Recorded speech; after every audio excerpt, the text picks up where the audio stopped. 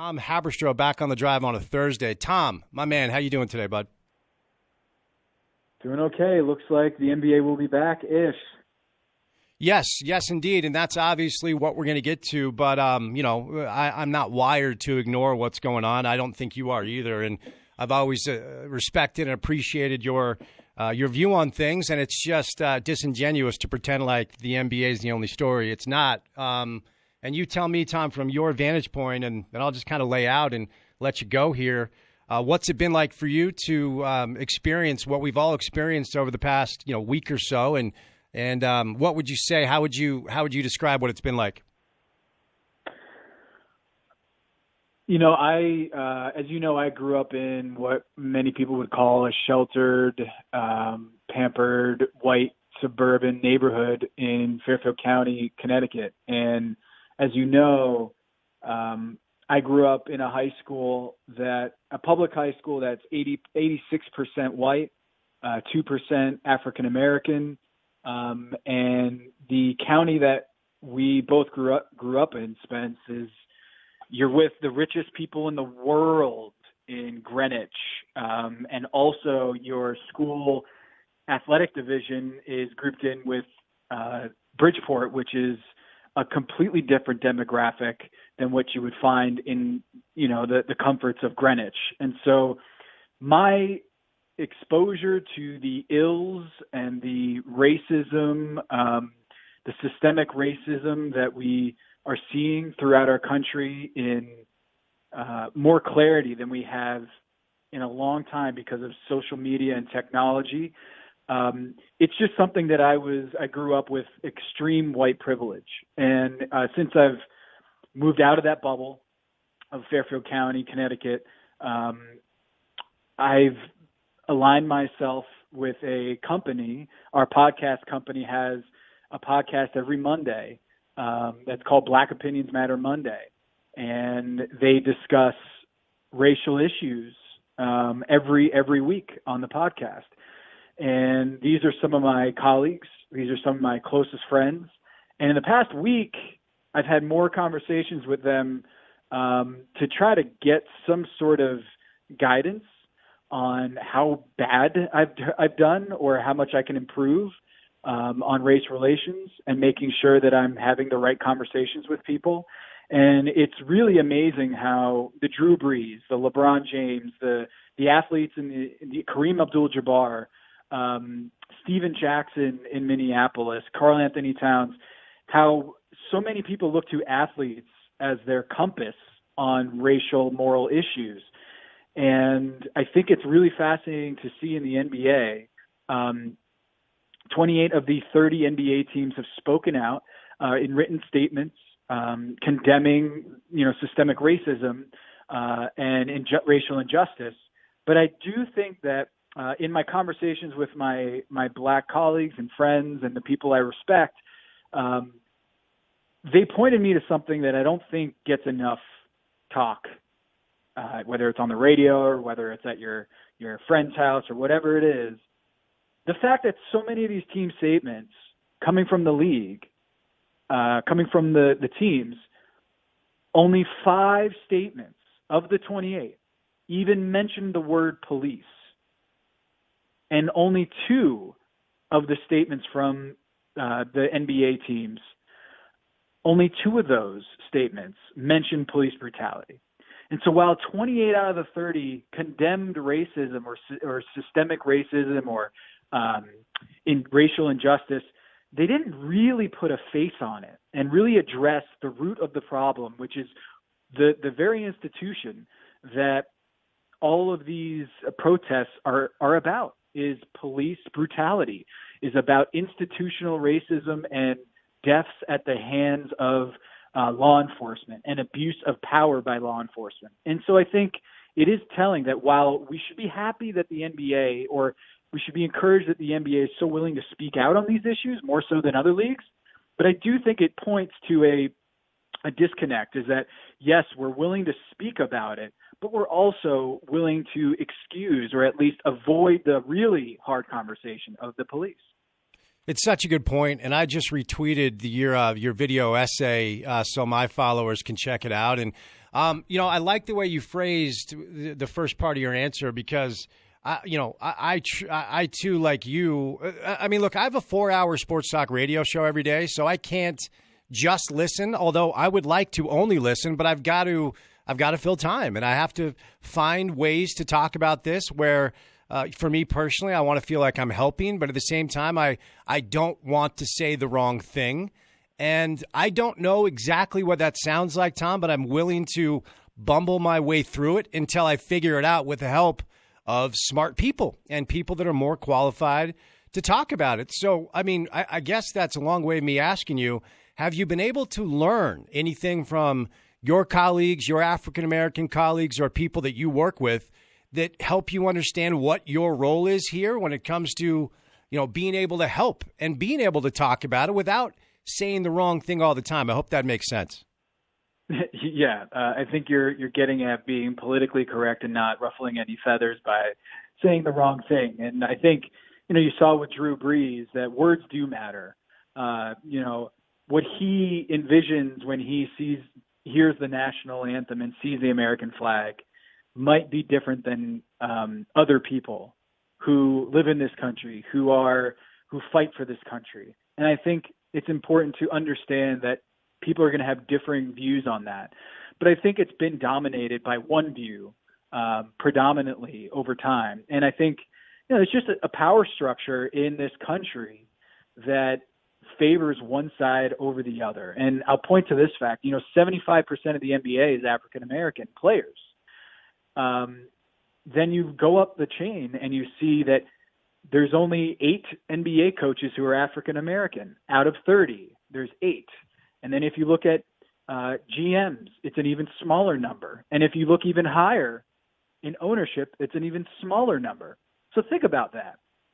7 out of 10 at the player level, 8 out of 30 at the coach level, and then even smaller from there. And Michael Jordan is the only African-American majority owner in the 4 major sports, and so in America. And so I think if you just start there and understand that there's a power imbalance, you start to see how systems, institutions might have not an overt sense of racism, but the system is set up in such a way that those powers that be stay that the powers that be.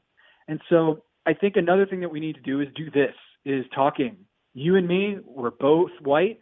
We're having these conversations. They're uncomfortable, but the more that we talk about it, the more understanding we're going to have.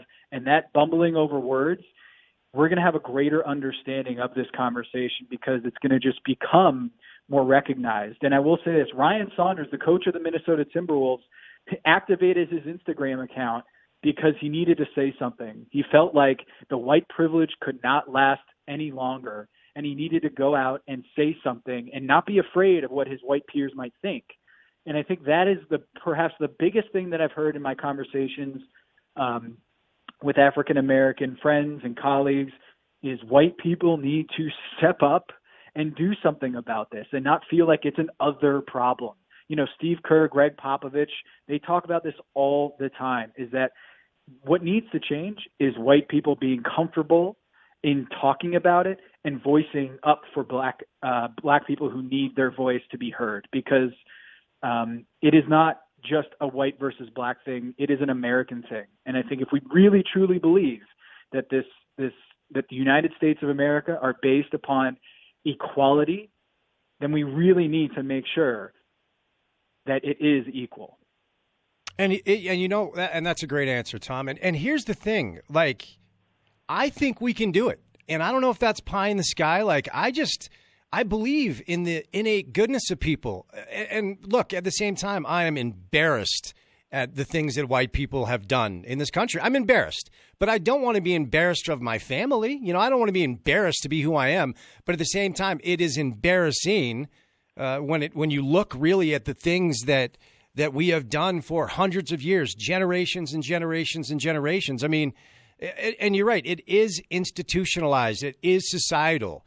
But I think we can do it, man. I really do. And if I have to put myself out there and bumble through these things and say the wrong thing and then get a phone call from a buddy of mine was like, hey, maybe look at it this way. And then I go, okay, then I'll learn from him, and maybe I'll try this. And a buddy of mine says, read this or watch this. Then I read it and I watch it and I learn, like, and okay, I can be better now that I know this. Like, I think we can do it. And I know it's going to be a long time, and I know it's a slow process that's step by step, but I believe if we just, the people that have a platform and ultimately big business leaders, because we're going to need people like that.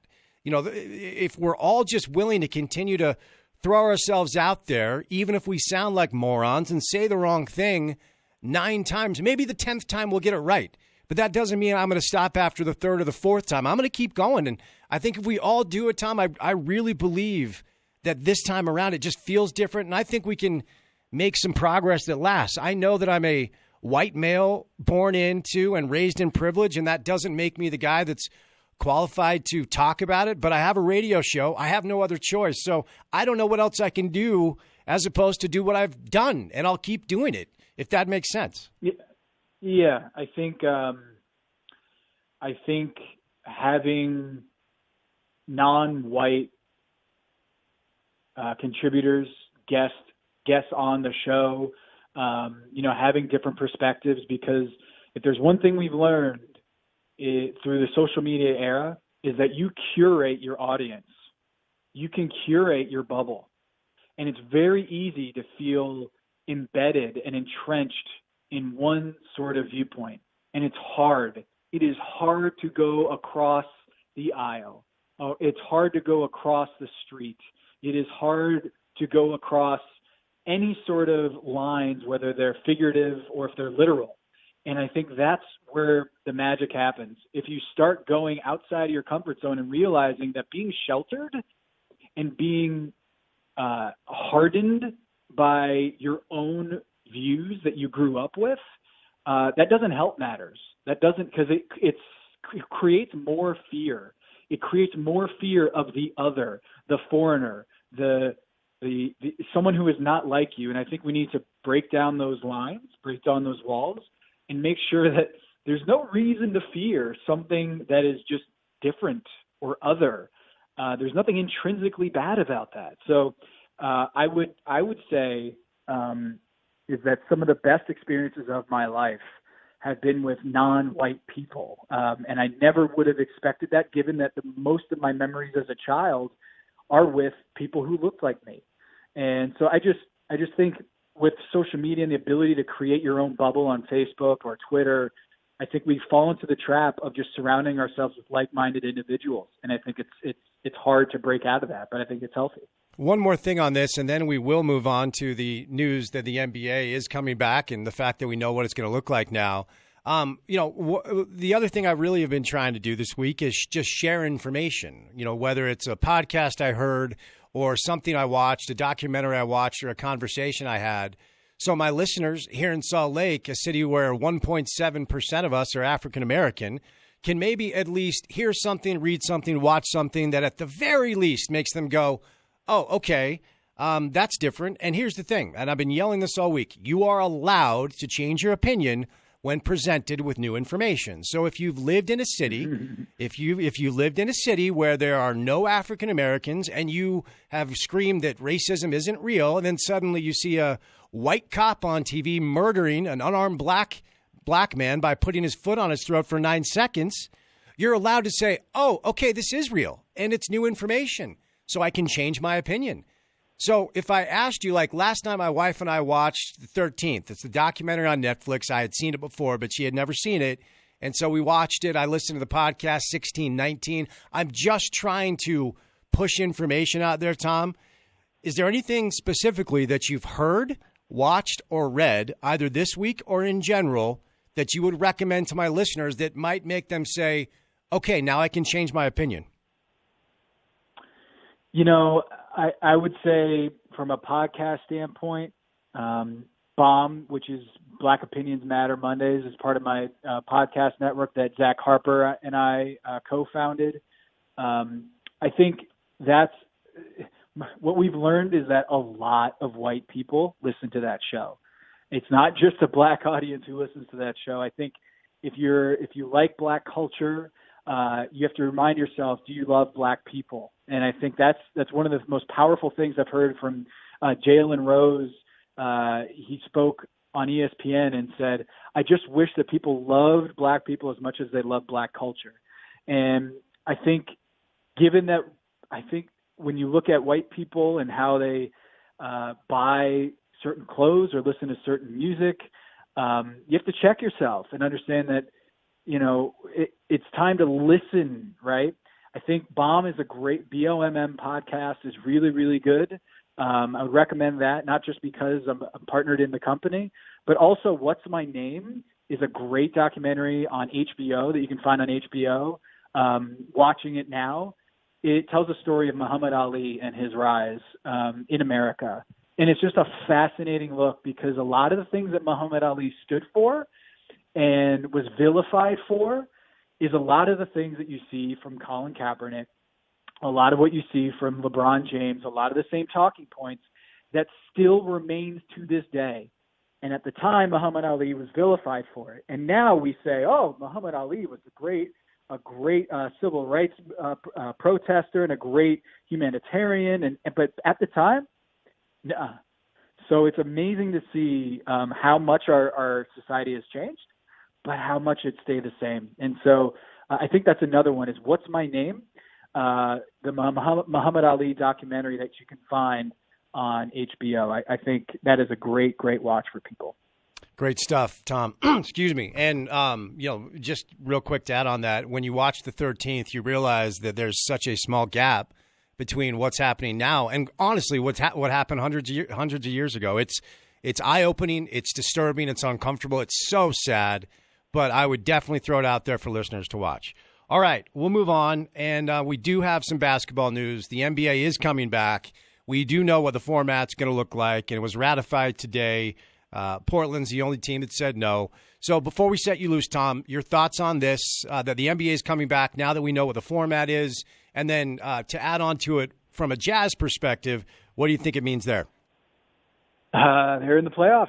The way the structure is set is that the Utah Jazz, despite losing Bojan Bogdanovic, and despite the whatever it is between Donovan Mitchell and Rudy Gobert, they will be in the playoffs for the 2019-2020 season. So from that standpoint, it's a victory for the Jazz, but it remains to be seen who their opponent will be, and it also remains to be seen what kind of health protocols there will be set here for the bubble in Orlando. And I think, the takeaways are this. We are going to crown a champion pending any sort of outbreak of the coronavirus and pending any sort of breakdown in the system. And depending on who wins that championship, we will put an asterisk on it or not. I think that's how it's going to work, is if the Denver Nuggets win the championship because of no home court advantage, the higher-seeded teams aren't getting that advantage anymore, and wonky things are going to happen, players are going to get hurt, and the Denver Nuggets win the championship. Then I think people will say, hey, this is not right, asterisk on the champion. But if you see the Milwaukee Bucks or the Los Angeles Lakers, I don't think that people will be screaming for an asterisk because they probably would have won anyway. And so I think what we're going to do in sports is we're always going to play the result rather than the process. And I think in this scenario, it's good that the NBA is coming back. I hope the health protocols work. But in terms of what the legacy of this season will be, I think it's going to be dictated by who wins the championship, even though I strongly disagree with that.